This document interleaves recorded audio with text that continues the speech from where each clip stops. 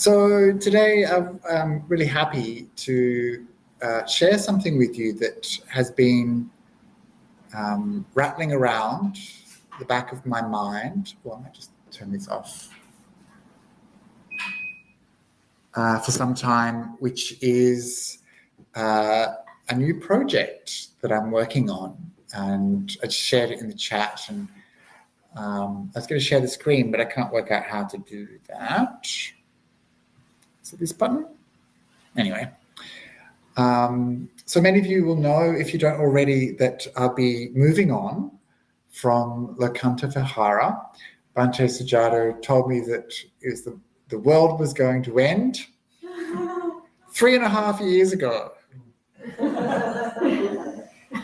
And it hasn't managed to end yet, although we disagree on what the definition of the end of the world is. Bhante Akaliko insists that when we get given a pastry, it's a sign of the end of the world. So this is, and I say when we get given a pastry that the world is not ending because we've been given pastry. And so this, as some of you will know, is a topic of ongoing disagreement at Lokanta Vihara. So once I'm gone, can everyone please offer him many pastries? Preferably all at once. How is that a sign of the end of the world? Well, to Bhante Akaliko, it's a sign that we're having pastries here in Sydney, Australia, and there's people around the world with no food. And look, you'll have to ask him for his version of events, but his idea is that this shows the inequality, that when the end comes, the apocalypse comes, it's going to be this kind of fractured and unequal apocalypse. There's going to be people with, the goods, and there'll be people without.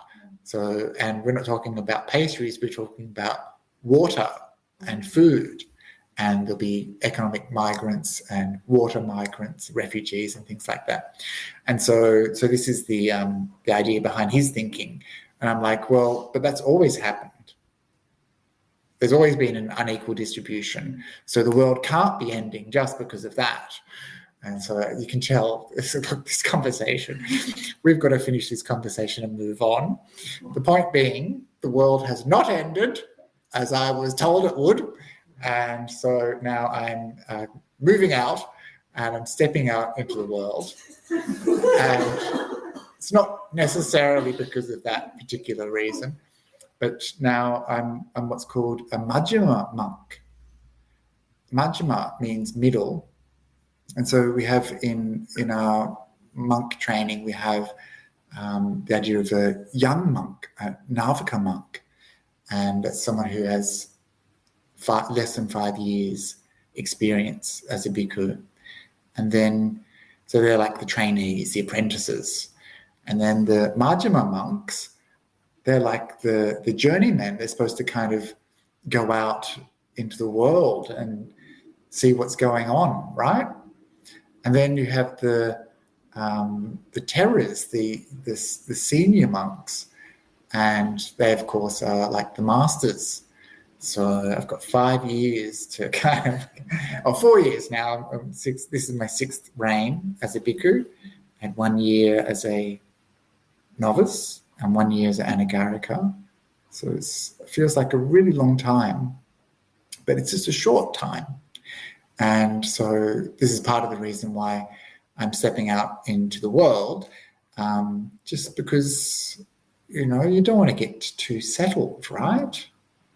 There's a sutta about overstaying in a monastery. And it's like 5 drawbacks of overstaying in a monastery for a long time. Yeah, the sutras are just full of every single little detail you could possibly want. So this is, and in this sutra it says, first drawback is you store up a lot of stuff. Like pot plants. So I just want you to know that the pot plants that I have at Lokanta Vihara, firstly, they're not edible, so they would not be very good if the end did come. Secondly, they were all given. And I have not only kept them alive, but multiplied them. Yeah, so divided themselves, or bits have dropped off and I've stuck them in the earth. And so I've kept them alive that way. So in my defense, those pot plants have been multiplying, and that's why I have a lot of them. But yeah, there's other things too that come into your life as a monk. Robe material, bowls. These are things that people offer quite frequently. And I think when we first started, of course, Bhante tried to take a stand against that. It was like, please, there's no need to offer these things because it's just 2 monks. There's only so much we can wear. We're only allowed to have one bowl. And when we moved in, of course, we tried to keep it really simple. And I spoke about this recently. I just uploaded a talk to my YouTube channel about how we started off trying to keep it as simple and empty as possible. But over time, little things have crept in.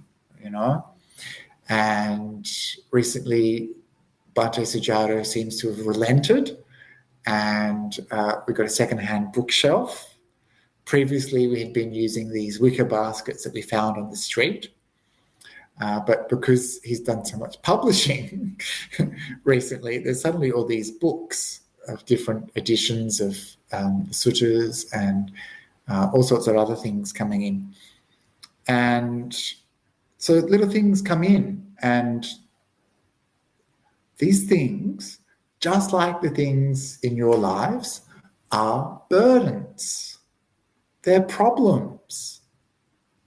Every possession you have is a burden. Every possession you have is a problem. It's difficult to hold on to. They might break. You're worried about them. Someone might steal them. It's easy to get rid of stuff, right? I mean, look around at the streets. You can see that it's quite easy to get rid of stuff, but that's the stuff that isn't wanted. Easy to get rid of stuff that's not wanted.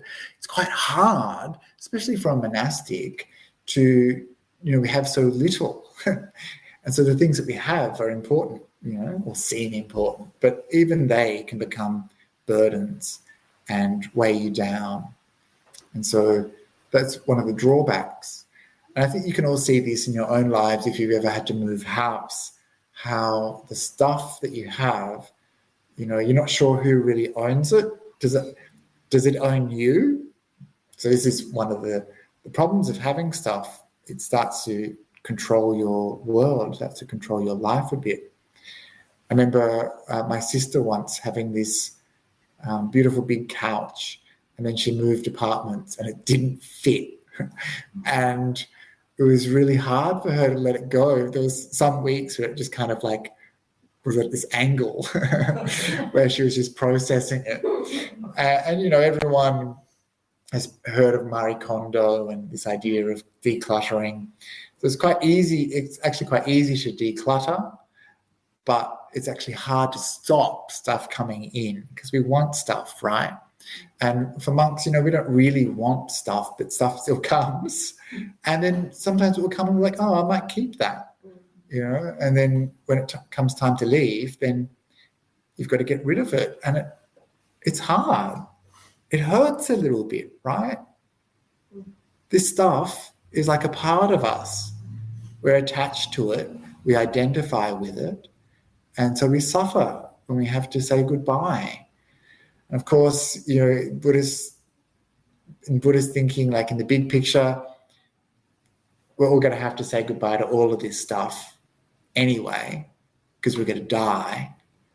And you don't want to be obsessed about this stuff on your deathbed, worried about this stuff. And you hear stories of this all the time of people who are like on their deathbed saying, oh, don't let that awful Denise get my china. Like people are worried about this stuff. It's like you're dying, let go.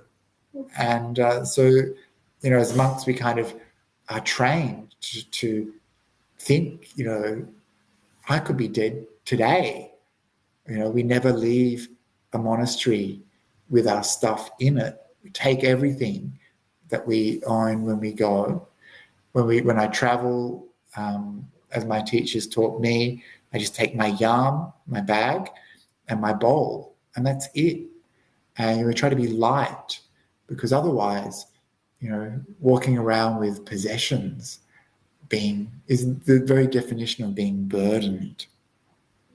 So it's the first drawback of staying in a monastery for a long time. You get stuff. The second is that you accumulate a lot of medicines. So this might not seem like a problem, but it's the same sort of thing. You get a lot of stuff and you think, oh, I might need that. Who knows? Perhaps I'll need it in the future. So you see the kind of thinking behind stuff, right? Oh, but it's useful. I might need it. And sometimes you kind of create the need yourself.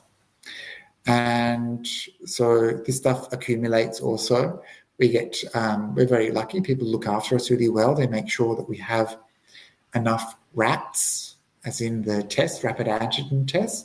We've got a whole stack of those. We've got things like strepsils and Panadol. At the beginning of the pandemic, everyone gave us strepsils. Do you remember that? When we were all thinking we needed strepsils. And so we, of course, use what we need. And if there's too much, we relinquish it. We pass it on.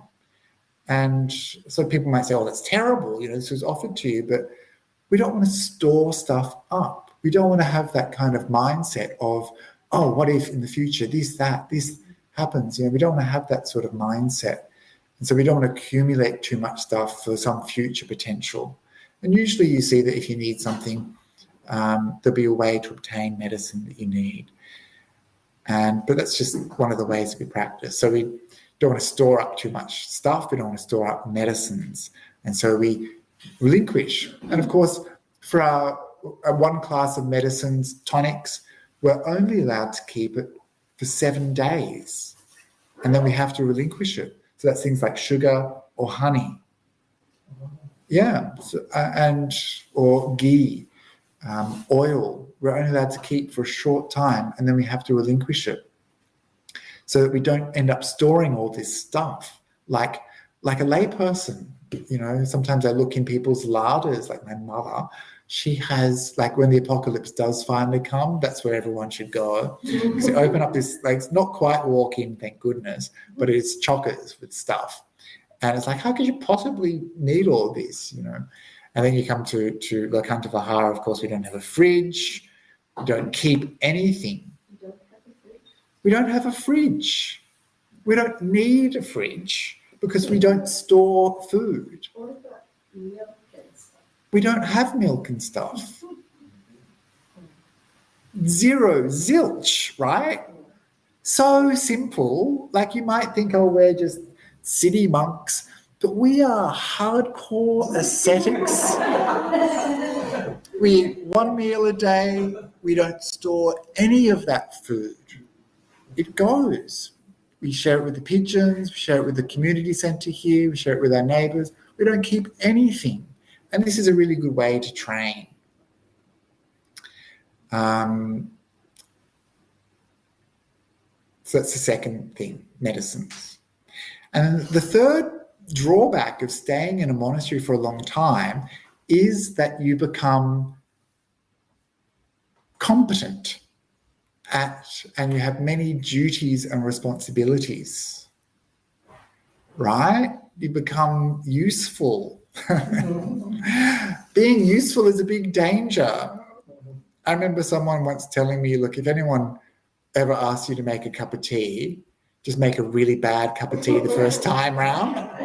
They'll never ask you again, right? But if you do a good job, if you become known as an adept tea maker, then people are just going to ask you to make a cup of tea all the time. So if you're good at stuff, or you're going to be well used in this world. And certainly for me, I've seen the way, just like those goods or those medicines accumulate, I've seen the way also for me that duties and responsibilities accumulate. You probably see it in your own workplaces, right? How these things start to accumulate, or with your family, how you get more and more responsibility and more little burdens piled on top of you. And with medicines, or I can't complain because people have offered all this stuff, and we always accept things graciously. But with all these responsibilities, most of them I think I've given them myself. And I think probably it's the same with all of us. We end up taking a lot of responsibilities and duties that perhaps we don't really need to do. And we start to identify with that part of us who is useful, who is competent, who is important, maybe. I mean, I don't know really. Who cares about half the stuff that we do? Nobody.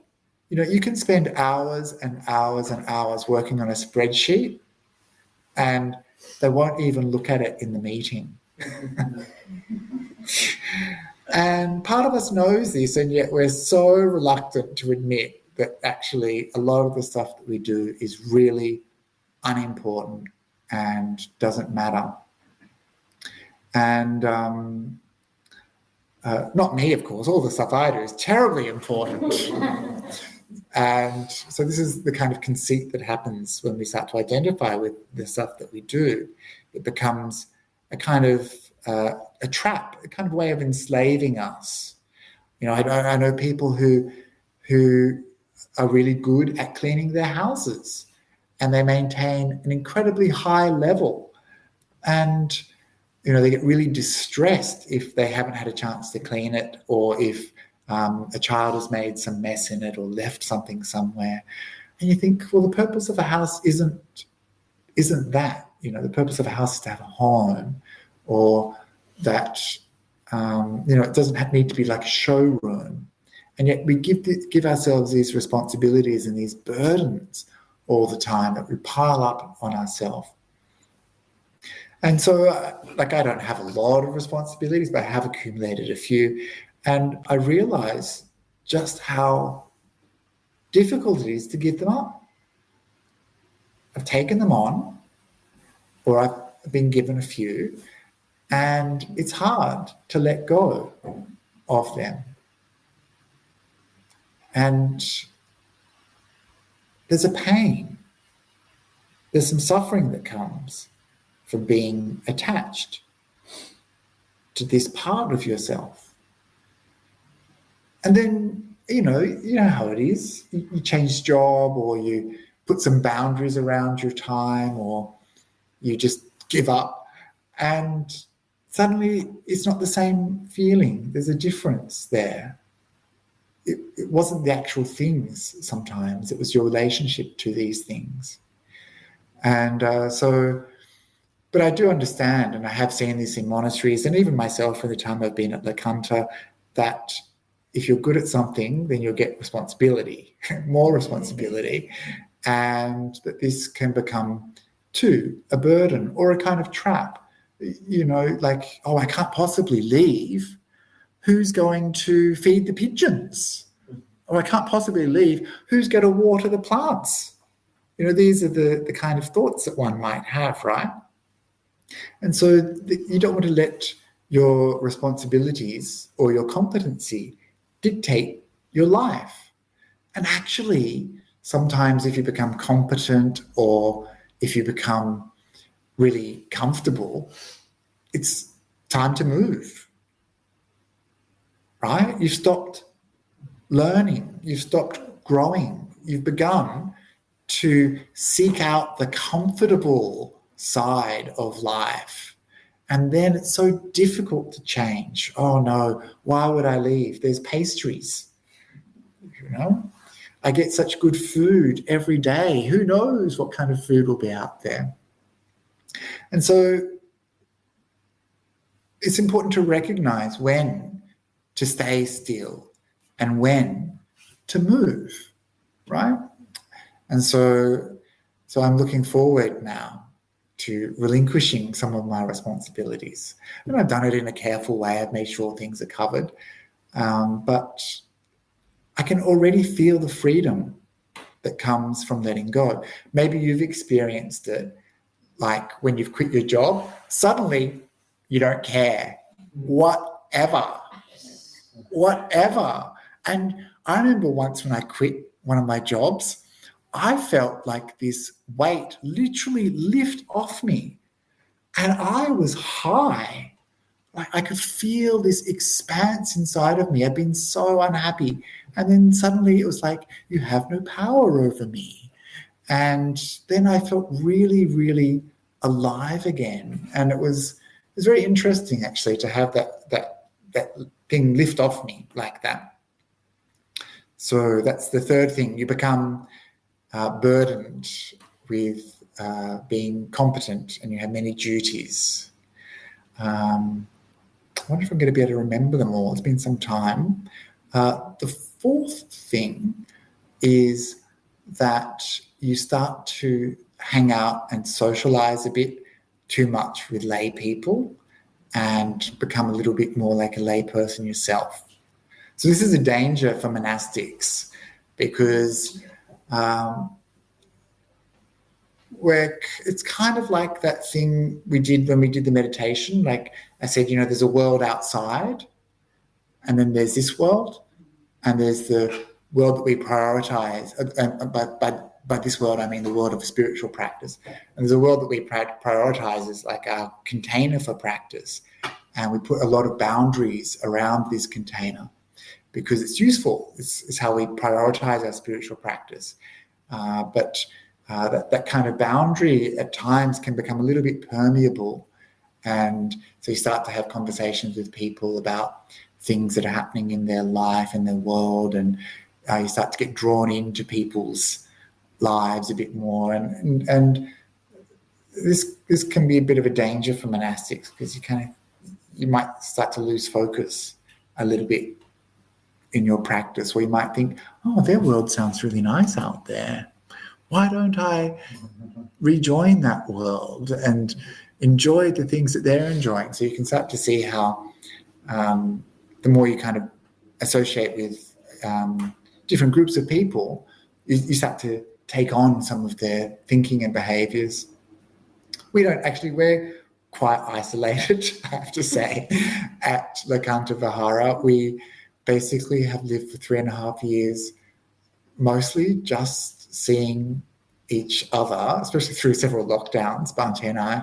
But even then, like, we don't see each other very often. You'd be surprised to know we are a little bit like hermits in that we have certain periods of the day where we interact, and then other times we just won't see each other and we just pretend they don't exist.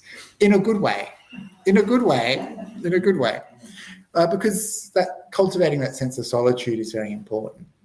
And so being more in a kind of like an urbanized environment here, we do have quite a bit of interaction with lay people from time to time.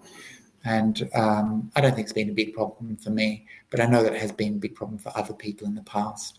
And so this is one of the drawbacks. You become kind of familiar to a community, and they become familiar to you. And we have to say familiarity can breed contempt. I'm not sure that that's the case, but I know that we might lose this sense of who we are. Monks, we're wanderers. We don't belong to a community. We're not yours. We're free. We wander. And I remember Bhante Sujato pulling this trick, many years ago. I remember the night he announced that he was leaving Santi and going back to Perth. We were outraged. How dare you? Who do you think you are? And he was like, don't rely upon a teacher. Rely on the Dhamma. Don't get attached to a teacher. Monks are wanderers. I can remember him saying that. And I can see also now for myself the importance of not getting too stuck. And although, of course, I miss everybody, and I'm going to miss you all over there too online, at the same time, the path is open and wide, and so got to walk, this open and wide path. Can't just stay at home. That's why we became monastics, to leave the home, to leave the home life, to lead a homeless life, right? Kind of makes sense, yeah? And so it's the fourth drawback that you start to associate with lay people in maybe not a very useful way. And then the fifth drawback is that when you leave that place, you'll miss it. If you stay too long somewhere, when you leave, you'll miss it, right? And your little heart will break. And you'll be sad, and you'll keep thinking, oh, that place, those people, they're so good, they're so kind. And so the Buddha said that, we're not supposed to be too sentimental. And we understand that every moment is a moment where people could potentially be taken from us, or we could be taken from them, and that we can't become too embroiled in the idea of a place or feel that a place belongs to us, because that attachment brings suffering. So that idea of this is my place, this is where I belong, that's not true, and that attachment will cause pain. And so, we train instead to have this sense of I belong wherever I am. Wherever I am, this is the place that I need to practice. This is where I'm going to make progress, not that place back there. So this is the 5 drawbacks of staying in a monastery too long. That you, can we remember them? You store up lots of stuff. That you store up too many medicines. You start associating with, you become competent and burdened by duties. You start associating with lay people too much, and you'll miss it when you go. And so then the Buddha always flips things around and says, so these are the 5 benefits of not staying in a place too long. You don't get too many belongings. You don't accumulate too many medicines. You don't get too many duties, right? This is a good way to treat your work. Treat it like a holiday camp. Don't treat it like your job. Just treat it like I'm just here for a short time, not a long time. And, don't do too much, right? You're on holidays. And then, the fourth would be, you don't end up getting into these maybe unwholesome sort of relationships. And of course, you don't get attached, so you don't miss it when you go. And there's some other suttas, where the Buddha talks about the dangers of wandering too long, doing too much wandering. And so that's also a problem. So the Buddha always taught the middle path, right? It's like if you wander too long, I can't remember all of them. It's also in the 5s. You don't. If you wander too long alone, you won't hear the Dhamma. You won't straighten your views. You won't. Something like you'll get sick. You'll get sick from wandering too long. And I can't remember them all, but I think the last one is you won't have any friends. And so if you're like one of those wanderers who just is always out wandering here, wandering there, then you won't have any friends. It's really sad because, you need friends.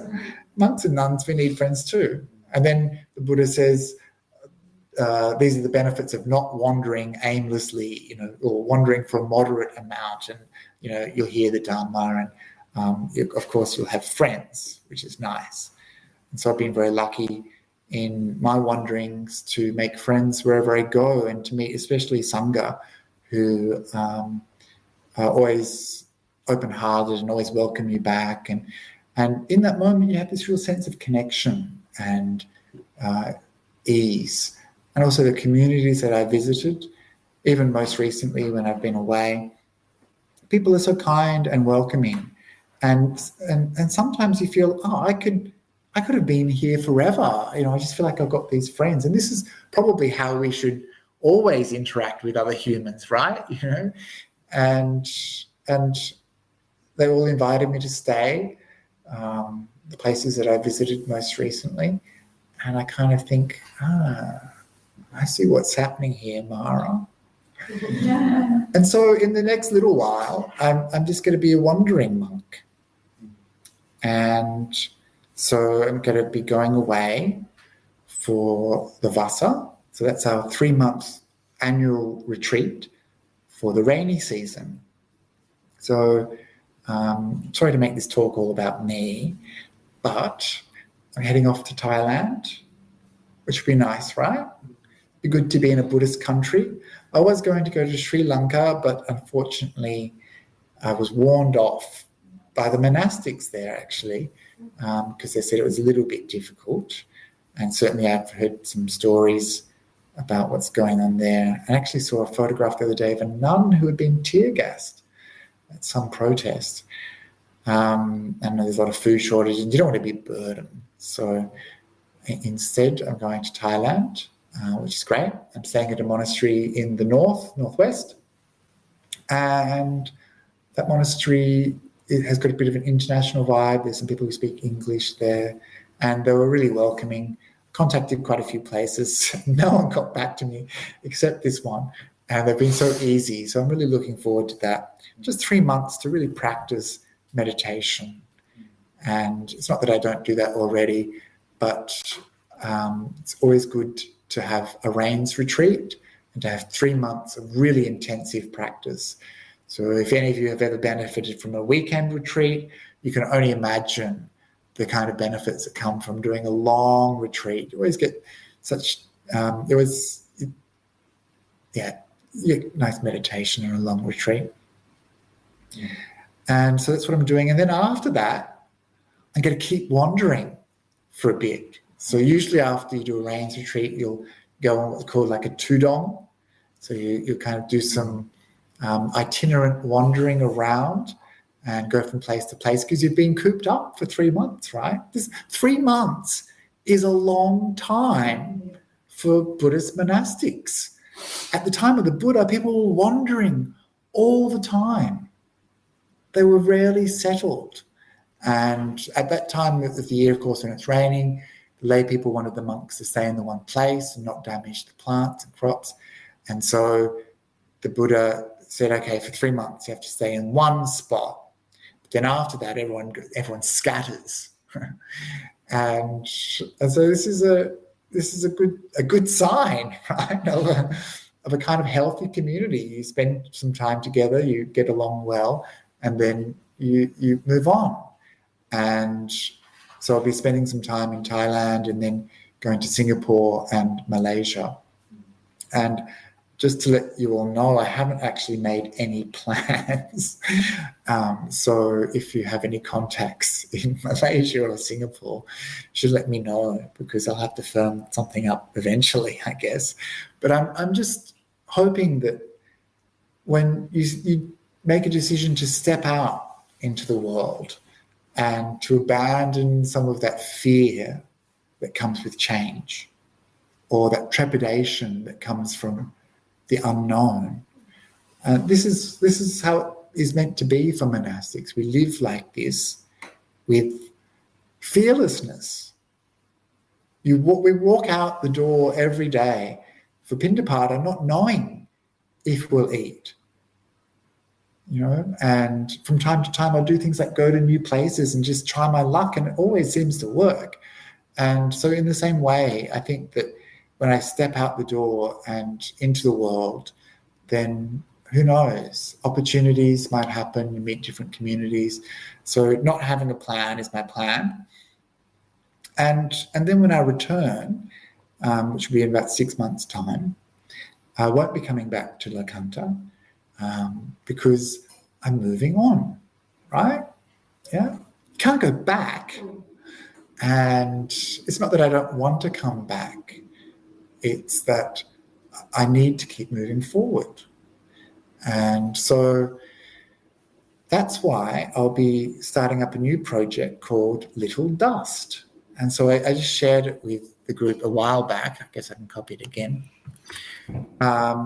This is an idea that I've been having for some time, especially working in places where the communities are quite remote or regional and they don't have a lot of access to the Dhamma.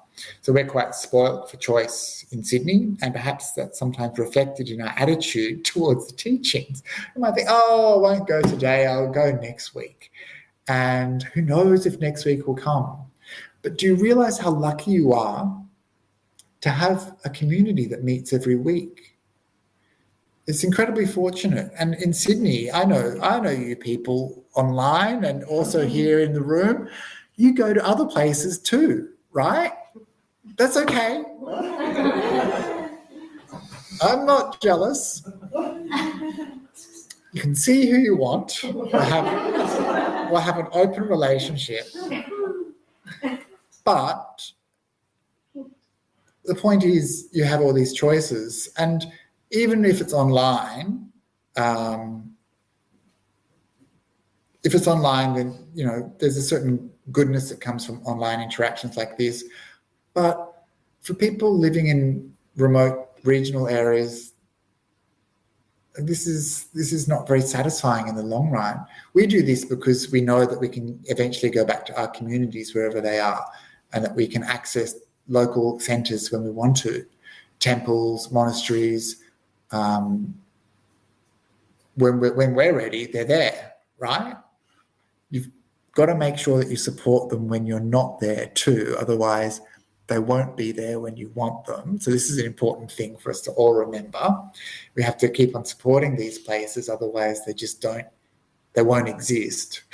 So never take them for granted. They need support.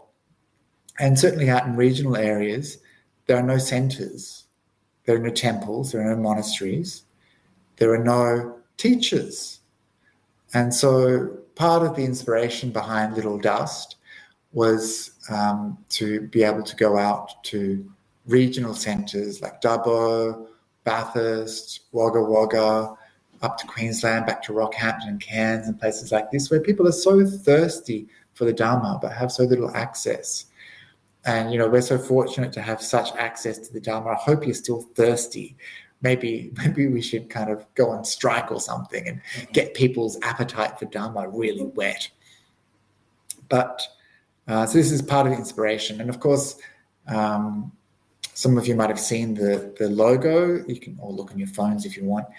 For Little Dust, and it's kind of this burnt orange. And that burnt orange is representing not only monastic robes, but also the earth of regional Australia, that beautiful red earth. And so Little Dust is, maybe you've heard these words before in Buddhist teachings. So it comes from this quote that there are beings with little dust in their eyes. And this is when, after the Buddha had attained enlightenment, he's sitting there blissing out and he's thinking, should I teach? He's like, oh, actually the Dhamma is really profound and really deep and hard to see, difficult to understand. And people just won't get it. They won't get it. So I'm not going to teach. It'd be too difficult and too vexatious. Why should I? And and so he was going to become what we call a Pacceka Buddha, a private Buddha or a silent Buddha. That is someone who has realized Nibbana but doesn't teach. They might not have the capacity to teach, or they just might think, can't be bothered. And so they don't teach. So they're not a Samma Sambuddho. They're a Pacceka Buddha. But a Samma Sambuddho is someone who, like Shakyamuni Buddha, that realizes the teaching for himself, discovered it for himself, and then was capable of teaching and leading other beings towards enlightenment. Whereas those Pacceka Buddhas, because they're private and silent, they may not be able to lead any beings except by example of sitting and meditating all day. And so the Buddha decided not to teach. And then the Brahma Sahambati saw this from the Brahma realm, because the Buddha's enlightenment was so powerful, it reached all the way up. News of this spread very quickly, even into the Brahma realms, into the heavenly realms. And seeing that the Buddha was thinking about not teaching, the Brahma rushed down to earth and said, "Let the Blessed One teach the Dhamma." And he said, there are beings with little dust in their eyes. Aparajaka, little dust. Raja is dust or dirt. Doesn't have quite the same poetic effect, does it? Dirt, little dirt in their eyes. But Raja is like an impurity or a defilement or an impediment. And apa is small, something small, aparajaka. And so there are beings with little dust in their eyes who will understand the Dhamma. And the Buddha was moved by this idea of compassion and surveyed the world and seeing with his vision that, yes, there are beings with little dust in their eyes. There are beings with, I'm not going to look at anyone in particular in this room. There are beings with a lot of dust in their eyes, and there are some who would understand. And so this is why he decided to teach. So he had the wisdom, he had the insights, and he had the compassion to teach. And this is, we chant a little bit of this really in a way. We chant Anuttaro Purisa Dhamma Sarati Sattha Deva Manusanam. And so this means that he is the incomparable, the supreme guide for those who wish to be trained, for those who are capable, who want to train in developing their mind. He is the teacher of gods and humans.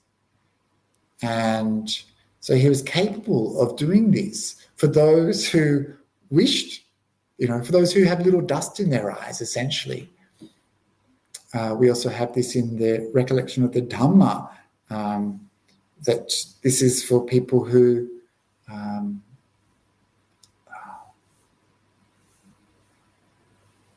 just trying to remember the last line. Swakata Bhagavato Santitiko Kaliko Pasko Pachatang Veditabo Vinyuhi. This is for people who are wise enough to see the Dhamma. This Dhamma is able to be seen by people who are wise enough to see it, right? So this is again this idea of having little dust in your eyes. And of course, this dust, and this is what I've been talking about the whole time tonight, even from the very beginning, the stuff that clings to us, that covers us, is dust. All of those things in our life, this is stuff that is like dust thrown up over us and controls us, impedes our progress, gets in our eyes and stops us from seeing. Those things that we hold on to, those things that we think are important, those things that we think are us or our possessions or define us, this is dust. And you go around your house, all those possessions, they get dusty. And it clings and it feels dirty and gritty and uncomfortable, right? And this is the stuff of our life as well, the dust that clings to us. This is the stuff that we try to shake off. And so that's why in suttas like the Chulahatipadopama Sutta, the sutta about the elephant's footprint, we see this image in the gradual training. We hear this phrase, the householder life is cramped and dusty. Cramped and dusty. It's small and it's got that gritty covering to it. And why don't I go through the open road, ordain, and so this is the aspiration of moving from that dusty world, the stuff that kind of settles on us, and becoming more open to the life of freedom, a life free from dust. And actually being freed from dust is a synonym in the suttas for someone who is enlightened, that they've shaken off this dust and they're free from dust. And so this is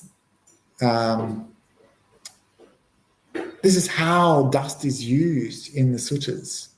It's also, you see it in other places. I'm just thinking of a couple of similes. One is a beautiful simile of a bird shaking off dust. And this is how we should be. We should shake off the dust of the world and focus on our spiritual practice. This is one. And another is the image of the dust settling because of rain. All the dust that's in the air on a really hot, kind of blowy day. When it rains, that rain just settles the dust. And maybe you've experienced that somewhere in the world in your life, that feeling of everything just becoming clean and pure. And this is a metaphor for meditation. This is how you find peace. This is that peace that comes from our practice. When we sit and we meditate, we're drenching the mind in this beautiful Dhamma, soaking our dusty minds, and all of those things that cling to us start to drop away and are cleansed. And so this is part of that process of purification of the mind. And the image is that beautiful image of the rain settling those dust clouds. And so this is why I chose the name Little Dust, because I thought it was kind of a bit cute, but also incredibly meaningful and profound. And after meeting so many people recently in regional areas, they're so thirsty for the Dhamma. I remember thinking, they're really a little bit a bit desperate. They have no access to teachings. They don't even often know how to access teachings online. They're just not part of a community. They're very much isolated and spiritually alone. And, these people, if they don't hear the Dhamma, then they may not progress, right? For us here online or in this room, if you don't hear the Dhamma today, you'll hear it tomorrow or next week. But for people in rural areas, there's no teaching coming until the next time someone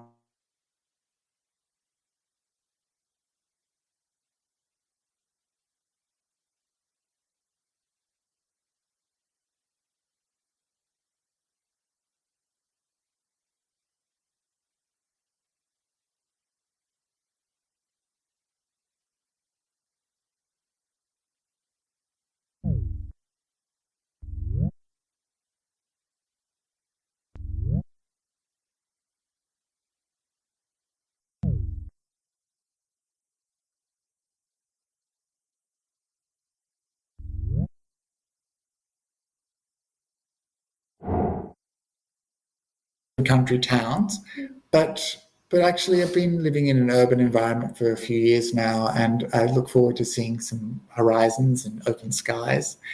And but there's a bit of reluctance there, and I don't want to say it's like the Buddha refusing to teach, but I can understand it would be a little bit vexatious. I have to put up with different things. But that's what I'm going to try to do. So I hope you can support me in that.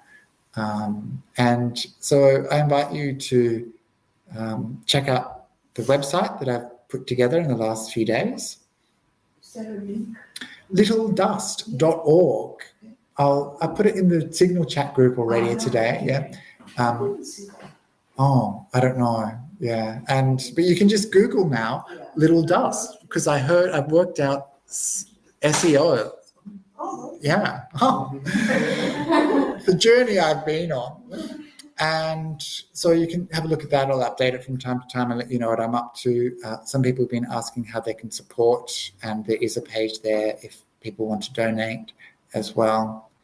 And so that's going to be my project when I return from my travels after a long time, a couple of months away. So I will go to the countryside eventually, but in the meantime, I'm going to go and do a retreat. And that retreat is really important for me to shake off the dust, right? This is what you do when you go on a retreat. You kind of shake it off. You shake off all the stuff that has been clinging to you. And for me, it was really important to have a little bit of a reset, and to go away, focus on my practice, try some new things, and come back hopefully a little bit wiser and to start something new.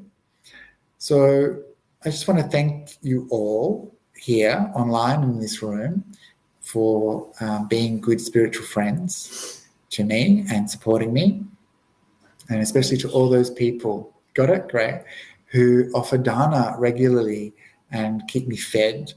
Like, you have a very special place in my stomach or in my heart, whichever. And thank you to Deepika and Radha who invited Bhante Sujato here. So it's really important thing people should know if you don't know already. It's you have to invite the Sangha. They don't just turn up, and when you invite, you have to support, right? You can't just say come and then not look after them. We're a little bit like children in some ways. I said we were hardcore ascetics, but we still need to eat, and we need support. And that's our reciprocal relationship. And so, like, if you invite, you support. And I think Bhante felt very confident coming here that he'd been invited, and that there was a community of people that were going to support him and me by default. And so I've enjoyed that support, and I can see how powerful it is for people to develop in their practice. And I feel like because of that opportunity, I've had incredible growth as a monk. And so that growth is largely thanks to your kindnesses. And so I just want to express that gratitude and not get teary. And I think I have to be here next week, actually. So this isn't the big hurrah, but I just wanted to let you know about Little Dust and to put it out into the world, because it's something that I want to see happen. And I hope that our community of friends around the world and wherever you are can help make it happen somehow, even just by telling people it exists, or just by pressing like on Facebook or something to make me feel like I'm not shouting into the void. And so I guess it's been a bit of a rambling talk, and thank you for listening. And I hope that something has been useful to some of you. And I look forward to being with you all again next week.